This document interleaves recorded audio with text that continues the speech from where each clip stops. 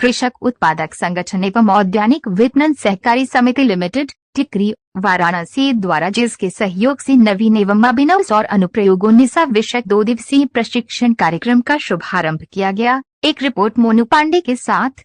मेरा नाम इंजीनियर अमित सिंह है और मैं कृषक उत्पादक संगठन का अध्यक्ष हूँ। और जैसा कि सभी जान रहे हैं, हमारे माननीय प्रधानमंत्री जी की जो विचार है कि हम अपने किसानों को सशक्त करें, उस दिशा में हम लोग निरंतर कार्य कर रहे हैं। और हमारा जो ये एफपीओ सेंटर है टिकरी में, यहाँ पे हम लोग लगातार किसानों को नवाचार, जो भी नई टेक्निक्स है उसकी ट्रेनिंग देते रहते हैं, ताकि कैसे वो अपने लाइवलीहुड को और ऊपर ले जाएं, कैसे अपने रोजगार सृजन करें, कैसे इनकम को बढ़ाएं। उसी संदर्भ में हम लोग लगातार जो है इनको अलग अलग विषयों पर ट्रेनिंग देते रहते हैं। पूरे देश से यहाँ पे ट्रेनिंग चलती रहती है, जिसका कि आप लोग हर दूसरे तीसरे यहाँ पे देखते रहते हैं। हम लोगों का सिर्फ यही ध्येय है कि ज़्यादा से ज़्यादा किसान जो नई और आधुनिक चीज़ें हैं उसके बारे में जानने के साथ उसको किस तरह से इम्प्लीमेंट करें, अपने यहाँ कैसे लगाएं, कहाँ से उसको उसका लाभ मिलेगा, कैसे उनकी वो मशीनरी इंस्टॉल होगी, ये सारी जानकारी हम लोग एक छत के नीचे उनको देते हैं। हमारे माननीय जो सीडीओ सर हैं हिमांशु नागपाल जी, उन्होंने भी कहा है कि जितना ज़्यादा से ज़्यादा हो सके लोगों को इन चीज़ों से अवेयर कराइए, उनका ज्ञानवर्धन करिए। तो उसी क्रम में हम लोग कार्य कर रहे हैं। एग्री पीवी की जो ये ट्रेनिंग यहाँ पे चल रही है, ये अपने खेत से सोलर लगा के सब्जी के साथ, जैसे सब्जी का हम लोग मूल्य प्राप्त कर रहे हैं, उसी तरह से सोलर से भी मूल्य प्राप्त कर सकते हैं, अच्छा पैसा कमा सकते हैं। कभी कभी मान लीजिए कोई घटना और प्राकृतिक घटनाएं हो जाती हैं जिसपे सब्जियों का दाम नहीं मिल पाता है, लेकिन सोलर एक ऐसी चीज है कि उससे लगातार बिजली बनती रहेगी और ग्रिड में जाती रहेगी और किसान को अच्छा मुनाफा होता रहेगा। ये योजना जो आज की है, जिसके बारे में हम लोग बता रहे हैं, ये बड़े किसानों के लिए है। छोटे किसानों की ट्रेनिंग हम लोग लगातार कराते रहते हैं। ये बड़े किसानों के लिए, ये 1-1 मेगावाट का प्लांट अगर लगाते हैं अपने खेतों में, तो 40 से 45 लाख रुपया साल इनको बैठे बैठाए आमदनी इनकी हो जाएगी। और जो सब्जी से और फसल से कमाएंगे वो अलग है। इसके लिए हम लोग अभी गुजरात गए थे और गुजरात में प्रॉपर प्लांट को देख के, समझ के, वहाँ के किसानों से बातचीत करके आए हैं। और जब हमको लगा कि नहीं, हमारे यूपी में इसकी बहुत संभावना है, जैसे हमारे मिर्जापुर, सोनभद्र, इन सब जगहों पे बहुत ज़्यादा इसकी डिमांड है और जगह हमारे पास ज़मीन बहुत पर्याप्त मात्रा में उपलब्ध है। तो हमको लगता है कि हम अपने किसानों को अगर इसमें जोड़ें तो इससे उनका भी मुनाफा होगा। और देश में, चूंकि सभी जानते हैं कि जितना ज़्यादा हम सोलर का इस्तेमाल करेंगे उतना हम हरित क्रांति में सहयोग करेंगे। इसी लिहाज से ये 2 दिवसीय ट्रेनिंग प्रशिक्षण कार्यक्रम यहाँ रखा गया। सर, कार्बन क्रेडिट की बात हो रही थी, कितना उपयोगी कार्बन क्रेडिट देखिए, ये होता है कि हम कौन से ऐसे कार्य कर रहे हैं जिससे कि हम CO2 के एमिशन को रोक रहे हैं।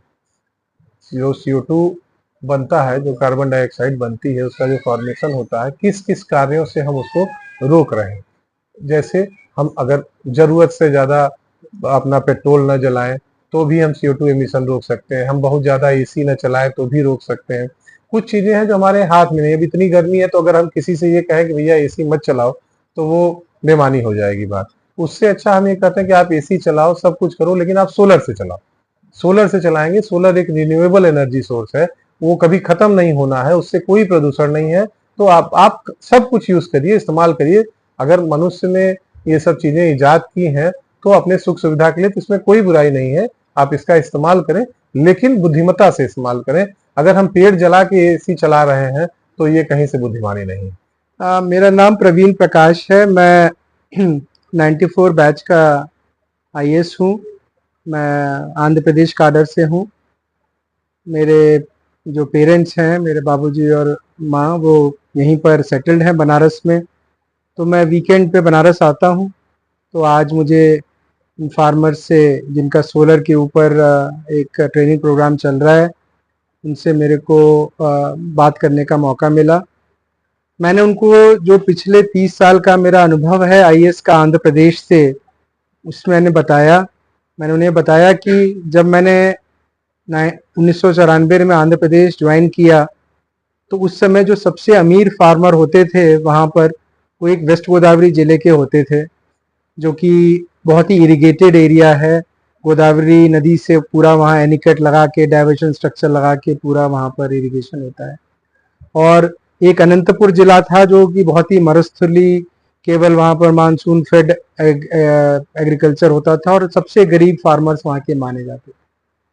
और पिछले साल का अगर हम आंकड़ा देखें तो अनंतपुर जिले के फार्मर्स भी उतने ही अमीर और उतने ही रिच हो गए जितने कि वेस्ट गोदावरी जिले के।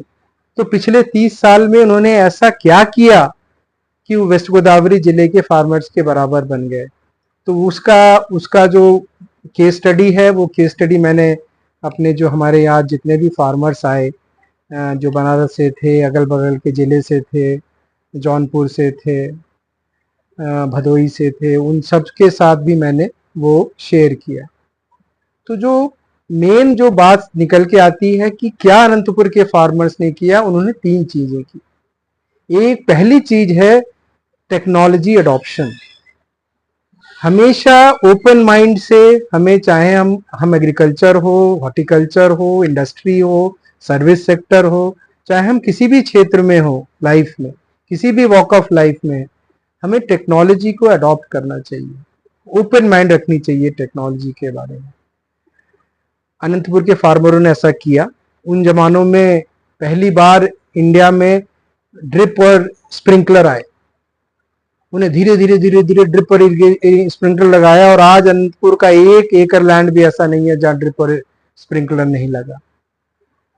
दूसरा, वो समूह बनाया उन्होंने, जिसको आज के डेट में बोला जाता है फार्मर्स प्रोड्यूसर्स ऑर्गेनाइजेशन। उस समय के जमाने में बोला जाता था farmer self help groups, women self help group. वो समूह बनाया